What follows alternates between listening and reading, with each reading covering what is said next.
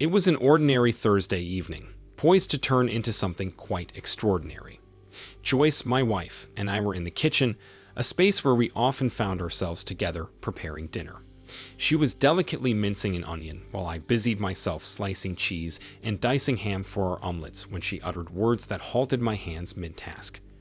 "David, we've been married almost 7 years, and we've always been completely honest with each other, haven't we?" she said. I paused, setting down the knife. Of course we have. Honesty has been the foundation of our relationship since before we said, "I do." Joyce turned from the counter, her expression pensive. I met someone. Instantly, my senses tingled, as if a bolt of electricity had surged through me. "You met someone? What does that mean exactly, you met someone?" I asked, though I feared I already knew the answer. "A guy at work, a really nice guy. I've been having lunch with him," Joyce confessed. "I'm guessing there's more to the story, so go on. Aren't you saying you met this really nice guy from work that you've been having lunch with, and you like him, maybe like him a lot?" I asked, my stomach churning with dread. A guilty look crossed her face as she averted her gaze. She nodded softly. Yes. Suddenly, my appetite vanished, replaced by a sickening feeling in my stomach, but I knew I had to continue the conversation. Dropping the knife onto the cutting board, I placed both hands on the table to steady myself. "How far has it gone, between you and this really nice guy?" My voice was tense, and she could sense it as she backed up against the counter. "We've had lunch together every day for a few weeks, and we had dinner last week, but that was because of your late business meeting." "Have you two held hands, kissed, or done anything more?" Her face paled, and she nodded again. "We've kissed." A sour taste filled my mouth, threatening to choke me. Did things go further than just a kiss? She glanced at me and shook her head. Not yet. I felt like I needed to sit down, so I grabbed a chair and sank into it. "So you're considering it?" She nodded jerkily. "I think so. He wants me to go away with him for a weekend." "And are you going?" "Yes. I don't want to hurt you, but I need to figure out what he means to me." "I'm sorry, David. I know this hurts you, and I hate that, but I promised him I'd go. I couldn't just sneak off without telling you. We've always been honest with each other about everything." "Can I ask where you're going?" "Las Vegas." "Sharing a room, I suppose." "He says he's reserved a suite." "Big spender." "He thinks highly of me." "I'm sure he does." "When are you leaving?" "Tomorrow morning." "Wow, you waited till the last second to tell me, huh?" I waited to say something because I had to be absolutely sure I was going through with it before I hurt you. I almost chuckled at that, but it came out as more of a choked sob. "That was considerate of you, Joyce. Does he know you're married?" "Yes, of course. I always wear my wedding rings." "Do me a favor and don't wear them when you're in his bed in Las Vegas." "David, I talk about you all the time when I'm with him." "I'm sure you've had plenty of nice things to say about me to him, like I'm a nice guy just like him. But maybe you've also mentioned I'm a bit dull in bed, not the best provider, and I tend to leave toenail clippings on the carpet, among other little flaws that have pushed you away." She looked shocked. "I've never said anything negative about you, David. He knows I love you. But apparently not enough to keep you from going away with him for a whole weekend. You love me, but maybe you're not in love with me, is that it?" "No, I don't know. I'm confused." "So you're seeking clarity in the arms of this really nice man who knows you're married but doesn't care. A few days and nights in Vegas with him to figure out your feelings for both of us. Has this really nice guy been tested for STDs recently?" "He's not like that, David. He hasn't been with a woman in over 2 years." "So he says, but I'd wager he's not being entirely truthful. He's a hunter. Sees a beautiful married woman and wants to conquer her. For guys like him, that's the real game. Steal a beautiful married woman and make her husband a cuckold. If he hasn't been tested, you might find out that what happens in Vegas doesn't stay in Vegas, and it could follow you home in a very unpleasant way. Is this nice guy your boss?" "No, he's my boss's boss." "So, you're really upgrading, huh? Climbing the corporate ladder with labor and talent seems pointless when you can use your body to reach your goals." I'm not sure what I'm doing, David, but I want to find out, and your crude approach isn't helping. I'm not in any condition to help you escape with another man for a weekend in Vegas, Joyce. Let me ask you something. If I beg you not to go, if I get down on my knees and plead with you to stay here with me, will you do it? She glanced down at the floor and shook her head. I can't, David. I promised Frank I'd go with him, and I can't break my word. At least now I knew his name. Wow, I see. You can easily break the sacred vows you made to me 7 years ago, but you can't break your promise to Frank. Is that it? I'm sorry, David. I don't want to hurt you, but I have to do this for me. Please try to understand. I knew then that I'd lost her, but from my pain and misery, I had an idea. A parting shot that wouldn't change her mind, but might make her think about the impact of her actions on us. I stood up and turned to the basement door. Wait here, I want to show you something. Then I'll get out of your way, and you can get ready for your trip. I descended into the basement and searched until I found the Halloween prop I needed. After that, I opened our wall safe, took out a piece of paper, grabbed a hammer and some nails, and carried everything back up to the kitchen. Joyce gave me a bewildered look when she saw me hauling a small wooden coffin we typically use for Halloween decorations up the stairs. What's going on? She asked. Just bear with me for a moment. We've been together for so long, and before it all ends, I want to show you something, I said, placing the 3-foot wooden coffin on the kitchen table. I moved the sandwich fixings I'd been using onto the floor. This is a coffin. Well, it's a cheap Halloween prop, but still, it's a coffin. Here's the lid, and here's a hammer and some nails. Her expression turned uneasy as I showed her the hammer. And this, I said, holding up the paper I retrieved from the wall safe, is our marriage license. I opened the lid of the coffin, placed our wedding license inside, and closed it.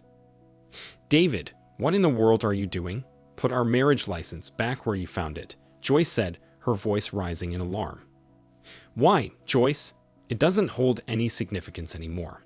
It belongs here, inside the coffin, ready for its burial. She started tearing up. What are you talking about, David? It's proof that we're married. Which won't be true anymore once you walk out that door to be with Frank tomorrow, I said. Now she was getting frantic. You don't know that, David. I don't know that. Yes, Joyce, I'm well aware. Your choice is to run off with Frank. Mine. Well, I choose divorce. Now, let's just take a moment. Our marriage license, it's right where it belongs, inside this coffin. I grabbed a nail and positioned it on the coffin lid, driving it through with a resounding thud that made Joyce jump. That's the first nail, symbolizing all those lunches and dinners you enjoyed with Frank, I said, adding another nail to an adjacent corner. And here's the second, representing those passionate kisses you shared with him. Joyce's eyes widened, her mouth trembling as she watched. I drove the third nail into the penultimate corner. This nail represents your agreement to go away with Frank, the really nice guy, to Vegas for the weekend, I said, holding up the final nail and positioning it at the fourth and last corner of the coffin. With one firm hit, I began driving it into the wood. That's the fourth nail, Joyce. You've heard the expression, the final nail in the coffin. It seals things for eternity, solidifying the fate of whoever or whatever is inside. Our marriage is in that coffin, Joyce. When you leave for Las Vegas with Frank tomorrow morning, that last nail will seal it, ending our life together, irreconcilably and irrevocably. You can't mean that, David. You can't throw us away over one indiscretion. I'm not the one tossing our relationship away, Joyce, you are. I've loved you with every fiber of my being.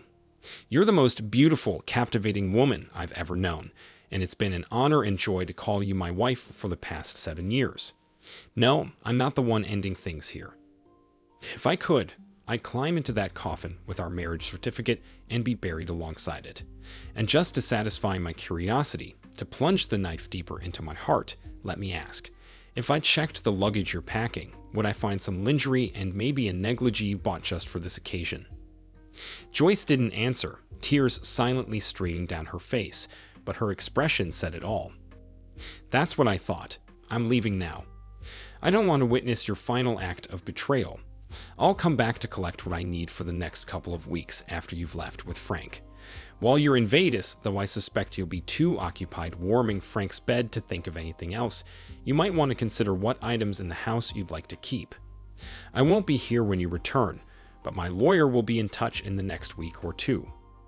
I grabbed my jacket and walked out the door, got in my car, and drove away. I had just experienced the most harrowing evening of my life, and I felt dead, numb from the ears down. I had no idea where I was headed, and I didn't care. I just needed to escape.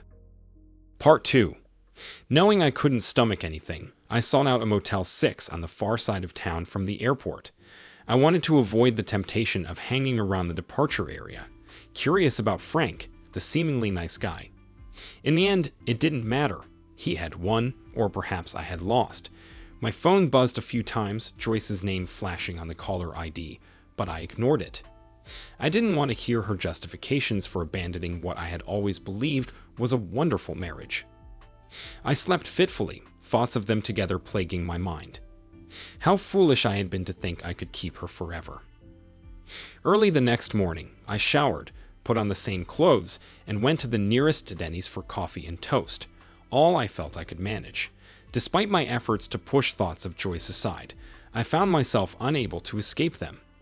I was trapped in a miserable vortex, imagining my wife, the woman I thought would always be by my side, holding hands with Frank on the plane, kissing him in the taxi, rushing through check-in to get to their room. I had heard descriptions of the pain of being cheated on, but I had never realized how completely debilitating it could be. At 8:30, I finally called my office to inform my assistant that I wouldn't be coming in. She asked if I was feeling unwell, and I replied affirmatively, adding that I hoped to be back to my usual self by Monday. After hanging up, I noticed a slew of missed calls from Joyce, along with a dozen text messages. I didn't delete them, nor did I bother to read them. The last message and call were from 7:45, so I assumed she'd given up trying to reach me when she left to be with Frank, the guy who'd stolen my wife. I refused to give him the label nice guy ever again.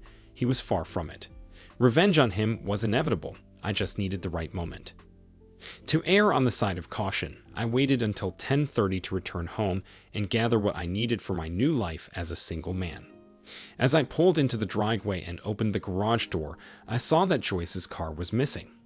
Reality hit me hard. She'd likely taken it to meet Frank, sparing herself the need for a taxi. I scolded myself for even considering the notion that she might have had a change of heart and stayed home. "Get real, buddy," I muttered to myself. "She dumped you. She found a better deal, some guy who'll whisk her away to Las Vegas and lavish her with expensive hotels. Wake up and move on. You might not find someone as stunning as her, but you'll find someone." Despite my words, deep down, I struggled to believe them. The house was unnervingly silent as I stepped inside, viewing it through the hazy lens of a man nursing a broken heart. It struck me as peculiar. Once, it had exuded warmth and vitality, but now it felt cold and desolate. Moving through the kitchen, I noticed the remnants of cheese and ham I had accidentally scattered on the floor were gone, and the coffin was no longer occupying the table. It was probably tossed in the trash, indicating that my little attempt at persuasion hadn't made much of an impact on Joyce's decision-making. Lust, I reminded myself, can cloud judgment in profound ways. Ascending the stairs to the master bedroom, I pushed open the door. Inside, the coffin sat atop the bed, its lid partially lifted, a crowbar resting nearby. Someone, presumably Joyce, had gone to considerable lengths to pry some of those stubborn nails loose. Out of curiosity, I inspected further and discovered the marriage license I had hidden inside, now placed between the two pillows at the head of the bed. "Looks like she didn't even want to grant me that victory," I muttered aloud. I turned towards the dresser to grab my underwear and socks, and there on the table by the window lay 3 sets of beautifully crafted, undoubtedly expensive women's underwear, torn into shreds, along with a yellow negligee also in ribbons. Atop the pile was a piece of paper with the words written in black marker, "I cannot share what I do not own." "What on earth?" I exclaimed aloud. Glancing back at the bed, I noticed a similar note propped against the coffin. "I cannot share what I do not own." the same message in the same black ink. Suddenly, the screech of tires and the harsh collision of two cars echoed from outside, followed by the front door bursting open. "David, where are you? Oh God, please be here. Please, David, you have to be here so I can tell you how wrong I was, how horribly, stupidly wrong I was," a woman's voice screamed. I heard her footsteps rushing towards the stairs, followed by the sound of her stumbling and falling halfway up. She was sobbing uncontrollably, and as she glanced up and saw me standing at the top of the landing, she reached out her arms and began to crawl towards me. In all our 7 years of marriage and 2 years of dating before that, I had never seen her in such a state. She wore no makeup, her hair was disheveled, her eyes were swollen and red, and she was clad in a Caltech sweatshirt, gray sweatpants, and a pair of fuzzy bunny slippers I had jokingly gifted her one Christmas. "Joyce, what's going on? Where's Frank?" I asked. She shook her head violently and replied, "I can't give away what's not mine, David." That's what I told him. "Told who?" "Frank. That's what I told him when he came to pick me up. I can't give away what's not mine." I was dressed just like this. He asked why I wasn't ready to go to Las Vegas with him, and I repeated that I couldn't give away what's not mine. He said, "What the hell does that mean?" And I told him I couldn't go anywhere with him, would never go with him, would never speak to him again because I don't belong to him. My body belongs only to my husband, and I will never share it with anyone else. She continued her slow crawl up the stairs towards me. "He called me names, David. He said I was a bitch and a tease, that I'd wasted his money on airfare and a suite at the area. He threatened to ruin my reputation at work, calling me a slut, and said he'd get me fired. But I told him he couldn't because I quit. He was so angry, his tires screeched for a block when he drove off." Finally reaching the landing, she wrapped her arms around my ankles and hugged my legs. "I'm so ashamed," she cried. "I hurt the only person who's always shown me love, who would do anything for me. I betrayed the trust of the man who means everything to me. I'm so sorry." And then she wept. She held on to me for what felt like an eternity, though it was probably just a few minutes. I was stunned, unable to move. The woman I adored, the center of my universe, who I worshipped with every fiber of my being, had shattered my heart. And now, half a day later, she was clinging to my legs, sobbing. Every fiber of my being urged me to gather her in my arms, to express how deeply I cherished her, and to assure her that we would navigate through this difficult time together. Yet, I remained frozen, unable to move. The events of the past 15 hours flooded my mind. Though part of me believed she hadn't consummated her relationship with Frank, the sense of betrayal lingered. A married woman doesn't engage in intimate lunches and dinners, share passionate kisses, or plan a getaway in Las Vegas with another man. While she had come to her senses before any irrevocable harm was done, the betrayal cut deep. I stood there, gazing at the woman who, until last night, had been my entire world. It was clear she was in as much pain as I was. Our marriage hung precariously on the edge of a dark abyss, and I wondered if we possessed the strength to prevent ourselves from toppling over. Reaching down, I lifted Joyce to her feet, and we embraced until her sobs subsided. "Let's go brew some fresh coffee," I suggested. "Thank you, David, oh David," she whispered. "I think I might have damaged your car when I pulled into the driveway just now." "Yeah, I heard it. We'll discuss that too," I assured her. I assisted her back downstairs and into the kitchen. As we savored our coffee, I inquired, "What made you change your mind?" "Last night you seemed certain about going with Frank. What happened?" She glanced at me over her cup, her dark eyes still red and swollen. "You buried our marriage." "What do you mean?" "You placed our marriage license in that dreadful coffin and sealed the lid shut. After you left, I went upstairs to pack, but all I could think about was our marriage license trapped in that dark, dreadful place. Our marriage seemed over, like you were burying it. It was in a place with no air, no light, and it couldn't escape. Then I started to think about all the wonderful things that license had given us, all it had meant to me. We were a team, so happy when we were together, and I remembered how happy you always made me. I suppose I dozed off because I dreamed I was in that coffin, in that dark place, and I felt like I was suffocating. It felt so real that it woke me up, and I knew I had to somehow open that coffin's lid and retrieve our marriage. Let it breathe again. Let me breathe again. She chuckled softly. I never realized how cleverly you hid your tools. It took me at least an hour to find the crowbar and another half hour to haul that coffin up to the bedroom and pry the lid enough to get our license out. I felt possessed, like I had to retrieve it before you could seal the coffin shut. When did you decide not to go with Frank? She giggled again, a sound that warmed my soul. About 2 seconds after you left, I knew I could never go away with Frank or anyone else. I felt so foolish and ashamed. How could I treat the only man I've ever loved the way I treated you? I tried calling you over and over, but you wouldn't answer. Then I started texting, but that didn't work either. Much later, after I finally pried the coffin lid open enough to reach inside, I thought about how I would tell Frank I never wanted to see him again. I wiped off all my makeup and put on your old Caltech sweatshirt and sweatpants. My eyes were already red and swollen from crying, and I wondered how Frank would see me, the real me that you always see and still love. You're the most beautiful woman I've ever known, Joyce. Even now, you look perfect to me. And when I realized that, I knew I had to do everything in my power to win you back, to make you love me again. I hadn't packed much yet, but as I started to unpack, I saw the negligee, panties, and bra sets I'd bought for the trip with Frank, and I broke down again. Suddenly, just the sight of them made me sick. They were the final expression of my betrayal, and I had to destroy them. So I took my scissors and ripped them all up. They cost a lot of money, but I couldn't bear to look at them. I destroyed them, just like I thought I destroyed you and our marriage. That's when I went to where I'd placed our marriage license, and I picked it up and studied it. It's really simple. It says that Joyce Russell and David Campbell were united in holy matrimony on June 12, 2005, witnessed by my maid of honor and your best man. But as I looked at it, it all came back to me. We stood in front of all our family and friends and gave ourselves to each other. We vowed to be faithful to each other until death, and I cried again, realizing I could not share myself with anyone but you. I cannot share what I do not own, and that's what I told Frank when he came to pick me up. Thank you for sharing. You've given me a lot to ponder. Do you think we'll make it through this and be okay? I'm not sure, Joyce. I hope so, but right now, I'm unsure.